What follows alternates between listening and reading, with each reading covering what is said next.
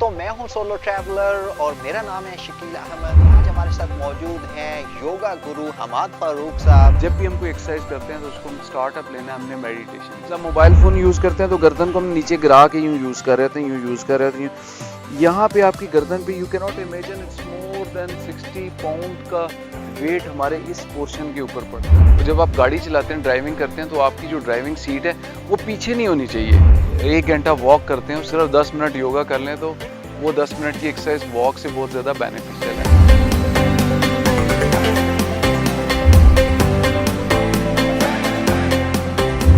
अस्सलाम वालेकुम दोस्तों, मैं हूं सोलो ट्रैवलर और मेरा नाम है शकील अहमद और हमारे साथ मौजूद हैं योगा गुरु हमाद फारूक साहब।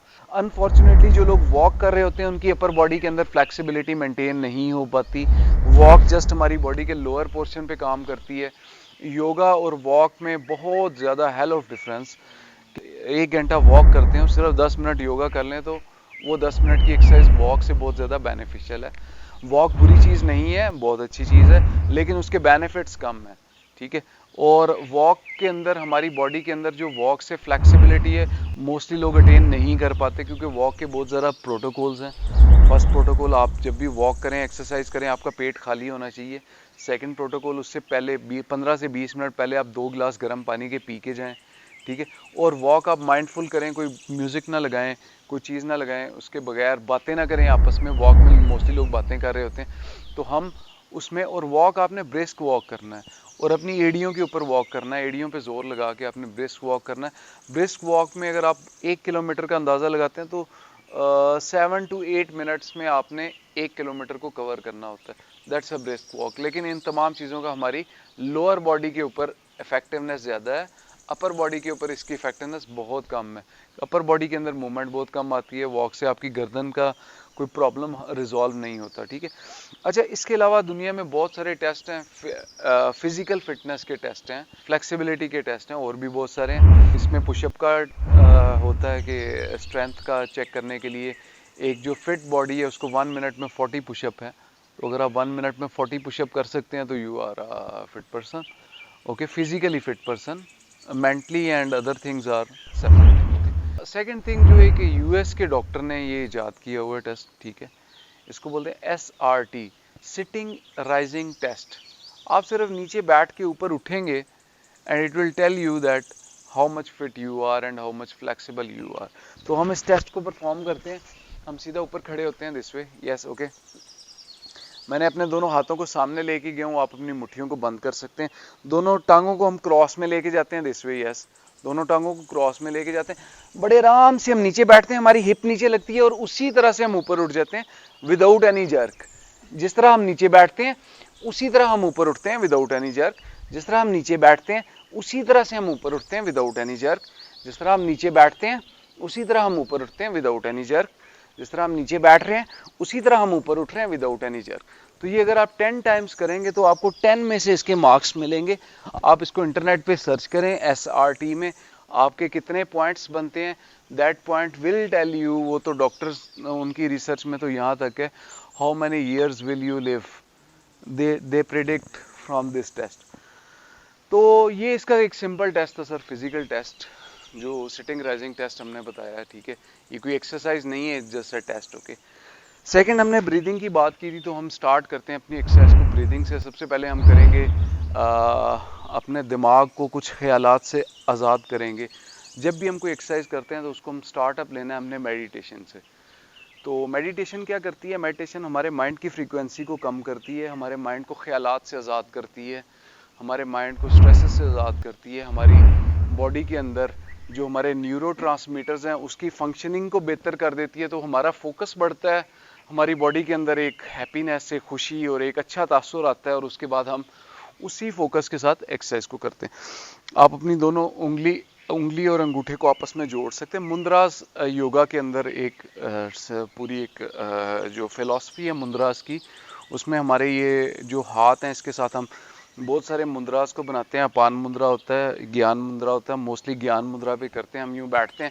जब भी आप बैठते हैं सबसे पहले आपने ये देखना है कि आपका पोस्चर ठीक होना चाहिए, आपकी जो बैक है वो बिल्कुल स्ट्रेट होनी चाहिए। हमारी जिस्म में जो एनर्जी के चैनल्स हैं उसमें एक चैनल हमारा स्पाइन है, हमारी स्पाइन बिल्कुल स्ट्रेट होनी चाहिए। जब हम बैठे हैं बिल्कुल स्ट्रेट बैठे हैं। हम कभी भी ये कर्व पोर्शन में नहीं बैठेंगे, क्योंकि कर्व पोर्शन में बैठेंगे तो हमारा एनर्जी फ्लो डिस्टर्ब हो जाएगा, ठीक है। और कर्व पोर्शन में बैठने के नुकसानात क्या हैं? जो लोग ऑफिस में ज़्यादा बैठ के काम करते हैं उनमें क्या प्रॉब्लम आते हैं?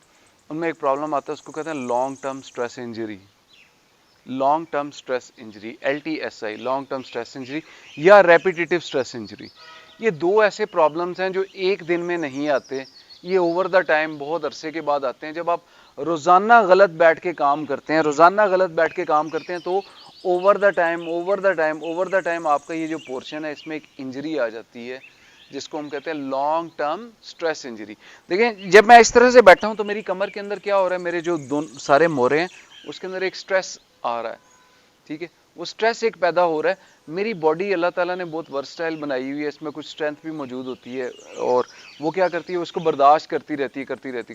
लेकिन एक टाइम आता है वहाँ पे एक इंजरी बनना शुरू हो जाती है, और वो injury long term stress injury कहलाती है, और वो हमारी बॉडी को फिर बुरी तरह नुकसान पहुंचाती है। उसके बाद फिर हमारी कमर में परमानेंट दर्द स्टार्ट हो जाता है, हमारी गर्दन में परमानेंट दर्द स्टार्ट हो जाता है। जब हम मोबाइल फ़ोन यूज़ करते हैं तो गर्दन को हम नीचे गिरा के यूँ यूज़ कर रहे होते हैं, यूँ यूज़ कर रहे होते हैं। यहाँ पे आपकी गर्दन पे you can not imagine, it's more than 60 pound का वेट हमारे इस पोर्शन के ऊपर पड़ता है। जब इस पोर्शन पे वेट पड़ता है तो क्या होता है, हमारा सर्वाइकल पोर्शन, हमारा जितना ये बैक पे हमारी कमर के जितने भी मोहरे हैं उनके ऊपर, हमारे कंधों के ऊपर, तमाम के ऊपर बड़ा बैड इफेक्ट पड़ा होता है। तो आप जब भी नमाज पढ़ रहे हो या आप मोबाइल यूज़ कर रहे हो, नमाज में भी आपने गर्दन को यूँ नहीं गिराते, हम गर्दन को स्ट्रेट रखते हैं, अपनी आंखों को नीचे एंगेज करते हैं, ठीक है। और मोबाइल फ़ोन जब आप यूज़ करें तो आप काइंडली मोबाइल फ़ोन को यहाँ ना रखिएगा, मोबाइल फ़ोन को यूँ सामने रख के उसको यूँ यूज़ करें दिस वे। गर्दन हमारी स्ट्रेट होनी चाहिए, इसके ऊपर हमारा कोई लोड नहीं होना चाहिए। और जब आप गाड़ी चलाते हैं, ड्राइविंग करते हैं, तो आपकी जो ड्राइविंग सीट है वो पीछे नहीं होनी चाहिए। जब वो पीछे होती है तो क्या होता है, हमने ये स्टीयरिंग को पकड़ा, देखिए मेरी पोजीशन को देखिए, और मेरी गर्दन ऑटोमेटिकली आगे की तरफ आ जाएगी। जब मैं इस पोजीशन में आऊँगा तो मेरे यहाँ पे क्या हो रहा है, स्ट्रेस पैदा हो रहा है, तो क्या होगा, मैं रिलैक्स नहीं होऊंगा सर, मैं और ज़्यादा प्रॉब्लम में आए। तो हम क्या करते हैं, हम कहते हैं आप अपनी कमर को बिल्कुल स्ट्रेट करें, गर्दन स्ट्रेट रखें, आपकी सीट बिल्कुल 90 के एंगल पे होनी चाहिए, okay, and then you start driving. और आपने कभी भी जब ऑफिस में काम करें, अपने कंधों के ऊपर फोकस करना। हमने बताया था कि हम माइंडफुलनेस को भूल जाते हैं मोस्टली कामों के अंदर, तो क्या होता है सर, हमारे जो जिस्म के अंदर बॉडी पार्ट्स हैं, हमारा माइंड उनके ऊपर फोकस नहीं कर रहा होता। अगर मोस्टली लोग आपने देखा होगा जो कंप्यूटर के ऊपर काम कर रहे हैं, they work like this mostly, और उन्हें पता नहीं होता कि वो गलत काम कर रहे हैं। They just have to correct this to neutral position, and then work, okay. This nature में हर चीज़ इक्विलिब्रियम में मौजूद है, कोई चीज़ स्ट्रेस में नहीं होती। स्ट्रेस में हो तो नेचर में डिजास्टर्स आते हैं, ठीक है। इसी तरह हमारी बॉडी के अंदर अगर स्ट्रेस होगा तो हमारी बॉडी के अंदर उसके बड़े बैड इफेक्ट्स आएंगे, ठीक है। तो हमने क्या करना है, अपनी बॉडी को स्ट्रेस से आज़ाद करना है।